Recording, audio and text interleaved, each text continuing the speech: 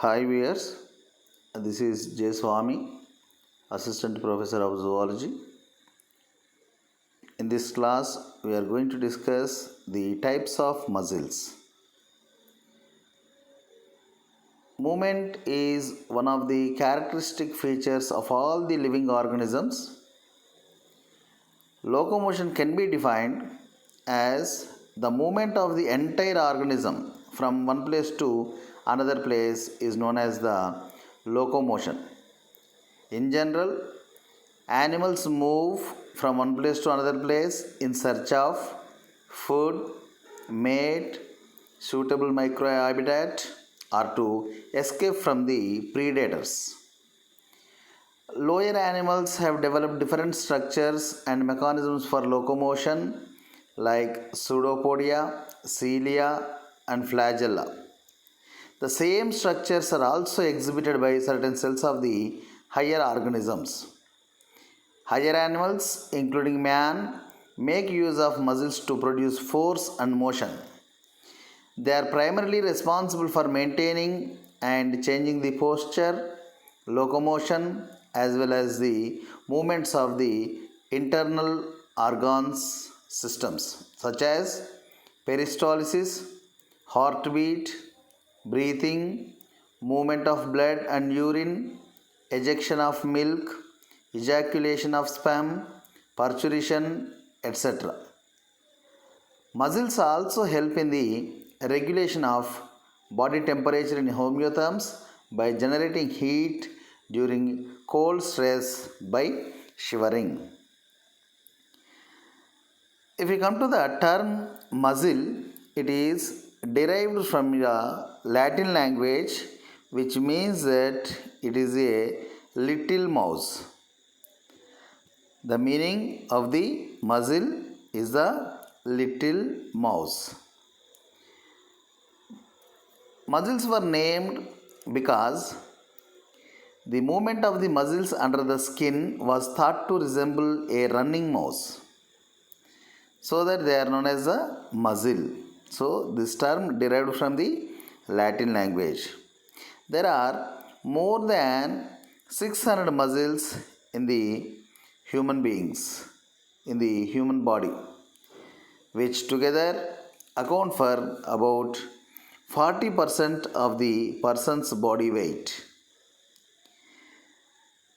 You can define the muzzle as muzzle is a biological machine which convert chemical energy stored in ATP into mechanical energy and brings about the movement. Muzzle is a biological machine which convert chemical energy stored in ATP into mechanical energy and brings about the movement. This is all about the introduction to the muzzle. Then coming to the characteristic features of the muzzle.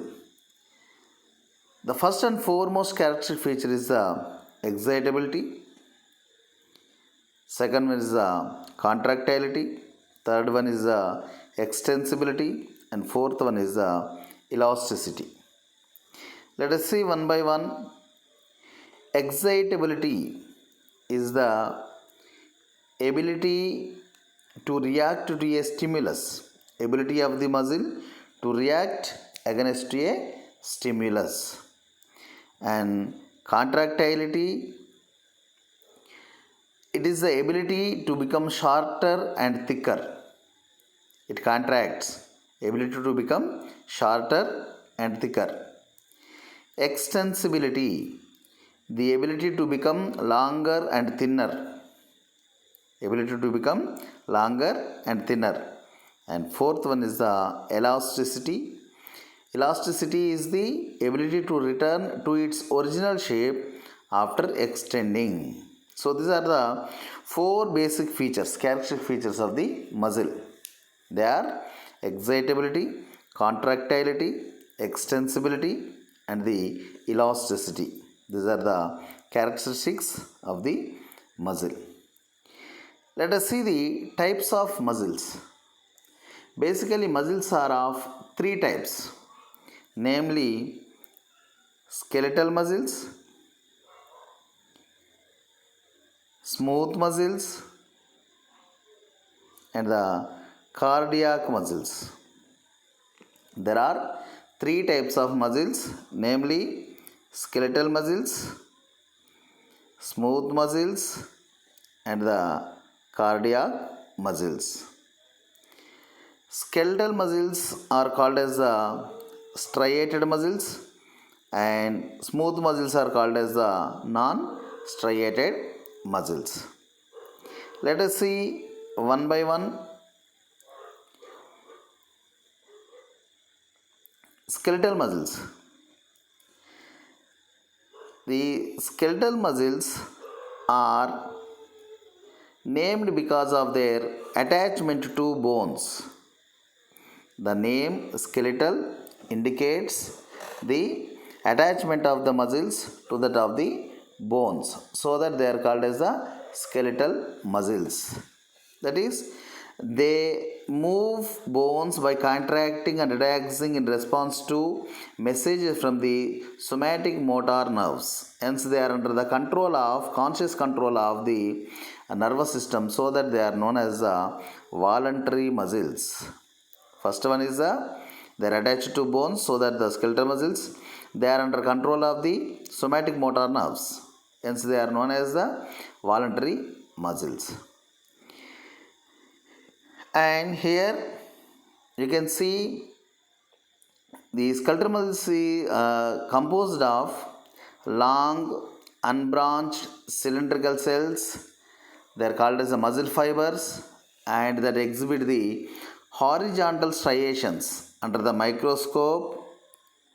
Then cylindrical cells called the muscle fibers. Due to the presence of these muscle fibers, like the horizontal striations, so that they are called as striated muscles. These muscle fibers, they make the skeletal muscle. They have the horizontal striations, so that is known as the striated muscle. And the length may be in between the muscle fiber range in length from 1 to 30 centimeters. 1 to 30 centimeters, with a diameter from 10 to 100. Then these are the muscle fibers which exhibit the syncytium, a syncytial condition. That is, the fibers are multinucleated. That is, there are 35 nuclei for single muscle fiber. There are 35 nuclei per single muscle fiber. If there are more than one nucleus in a particular cell, that is known as a syncytial condition or syncytium, multinucleated state. Then here, if you observe the term which is called as myogenesis, that is, the muscle cells are formed from the fusion of myoblasts during the development in a process which is known as the myogenesis.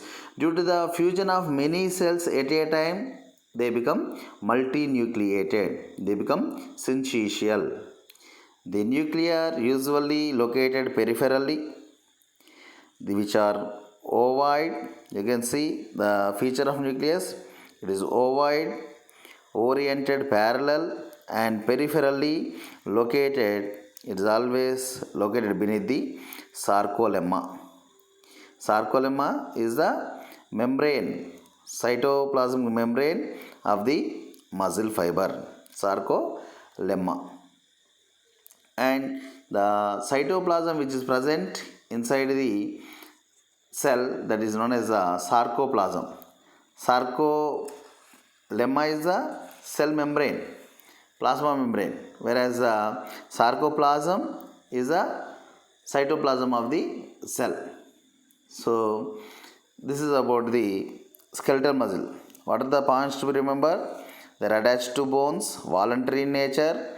They are called as the striated muscles. And the most important feature is they undergo rapid contraction, and they easily undergo fatigueness. Rapid contraction and easy fatigue are the fundamental features of the skeletal muscles. Then come to the smooth muscles. See here the background image itself is the image of skeletal muscle. Then come to the smooth muscle. Here, unlike the skeletal muscles, they do not exhibit any cross striations under the microscope, so that they are known as the smooth muscles. And most of them, they are forming all the visceral organs, so that they are called as the visceral muscles. Visceral muscles. So due to the absence of the striations, they are called as the non-striated muscles. Non-striated muscles. Why they are called as the visceral muscles? Because they are present in the walls of hollow visceral organs like the urinary bladder, uterus, stomach, intestines, and in the walls of passageways such as the arteries and veins of the circulatory system, and the tracts of the respiratory, urinary, and reproductive systems. Smooth muscle is also present in the eyes, where it functions to change the size of the iris and alter the shape of the lens, and in the skin, where it causes hair to stand erect in response to cold temperature or fear.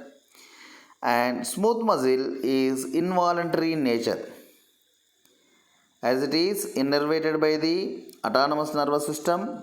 It is not under the direct control of the central nervous system, so that it is known as the involuntary muscle. The smooth muscles contract slowly, rhythmically, and are capable of long time sustained contractions.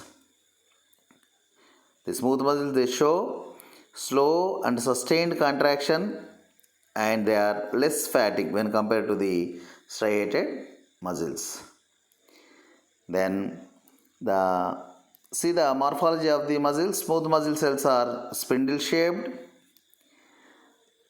with tapering ends and range from less than 1 micrometer in diameter at their ends, and as much as 8 micrometers in diameter at their centers. So it looks like the spindle shape. It looks like the spindle shape. And if you observe, the size of the smooth muscle in various organs is maybe different.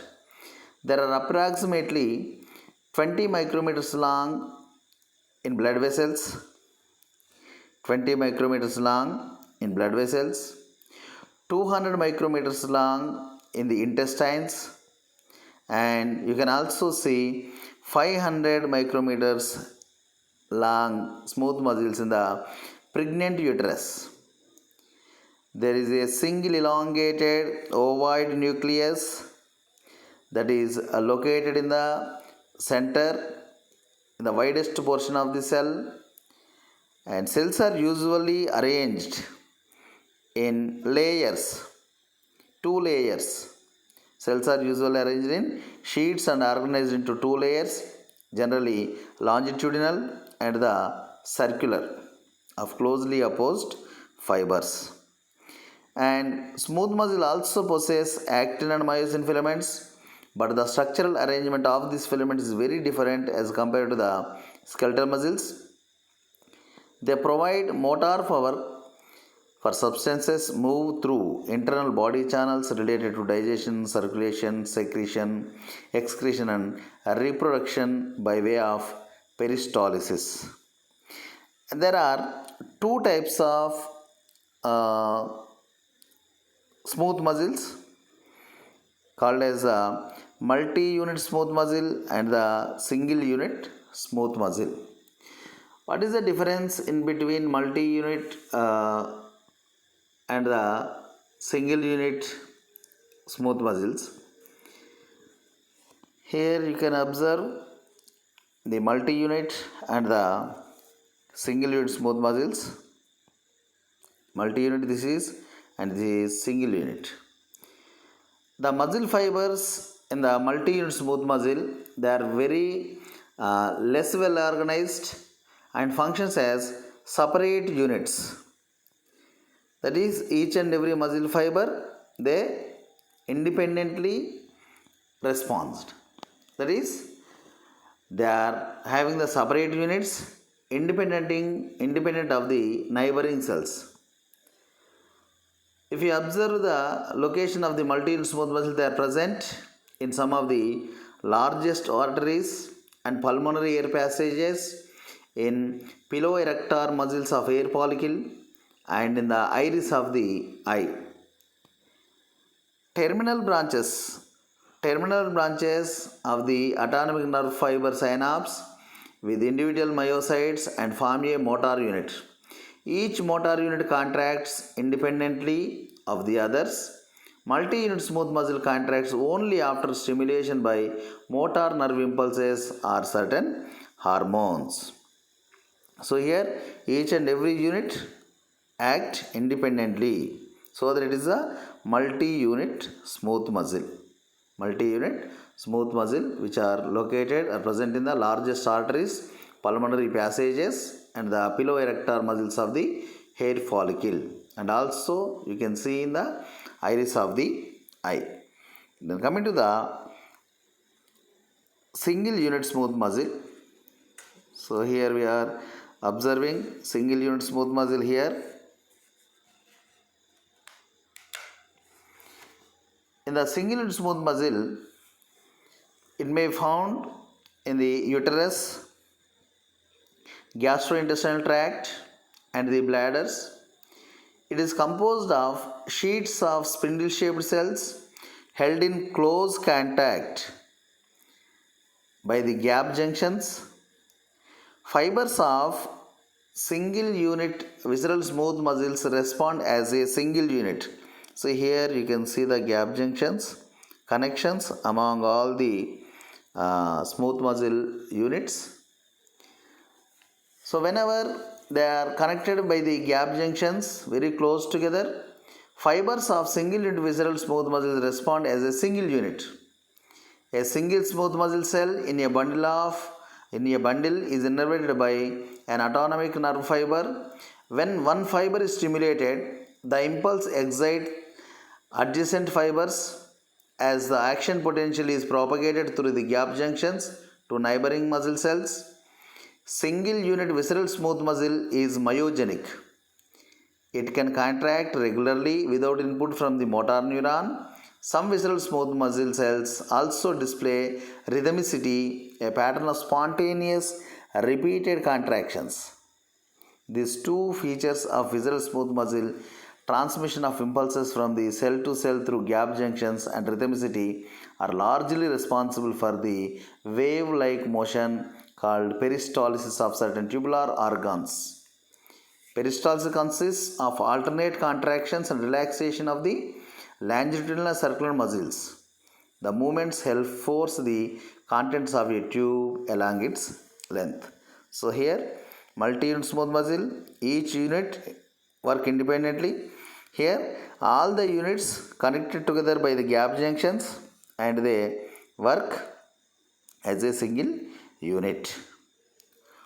So here the single unit versus multi-unit. The single unit, that is also known as a phasic smooth muscle. Gap junctions between neighboring cells allow a slow wave of contraction to spread from myocyte to myocyte. Whereas the tonic smooth muscles, here individual myocytes are isolated from neighboring cells, which allow them to be activated independently for finer control.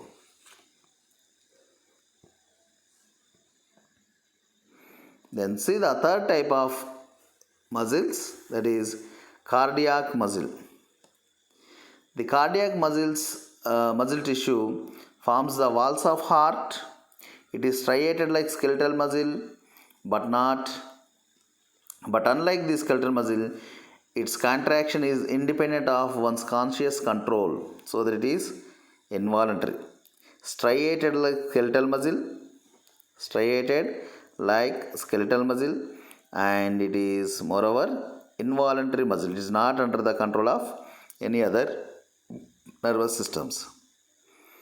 And here the cardiac muscle is intermediate in structure, lying between the skeletal and smooth muscles. They are striated like the skeletal muscle but are involuntary and have uninuclear cells like the smooth muscles. So that it is intermediate to both striated muscle and the unstriated muscle, or striated muscle and the smooth muscle. The cells are interconnected by intercalated discs.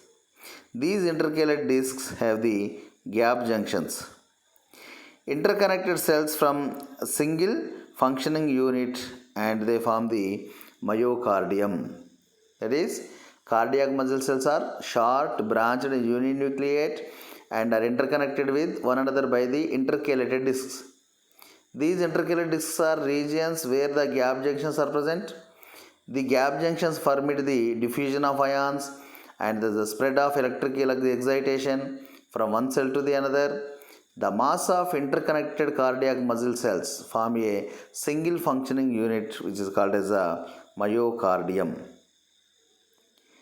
Electric impulses begin spontaneously in a specific region of the myocardium known as the pacemaker. As we know, there is a sinoauricular node and auriculoventricular node. So from the pacemaker, the impulses spread throughout the myocardium via gap junctions and causing the contraction of the walls of the heart. This is about the cardiac muscles which make the heart. And you can compare all these three. Here, skeletal muscles, their location attached to bones, it forms the heart, it forms the visceral organs and the skin. Shape, the skeletal muscle elongated and cylindrical, cardiac is branched and smooth is spindle. And nucleus, here there are many nuclei and peripheral located, single central located. Striations, skeletal muscle is striated, cardiac is striated, but the smooth muscle is non-striated. And the functions, skeletal muscle play an important role in the movement of the bone, heat production, whereas the cardiac muscle, beating of the heart, and smooth muscle, movement of the viscera. And see the control, skeletal muscles are voluntary muscles, cardiac are involuntary, and the smooth muscles are also involuntary muscles. These are the differences and specialties of the three kinds of muscles, namely striated muscles, smooth muscles, and the cardiac muscles. This is all about the types of the muscles. They are striated muscle, skeletal muscle, smooth muscle, and the cardiac muscle. Thank you one and all.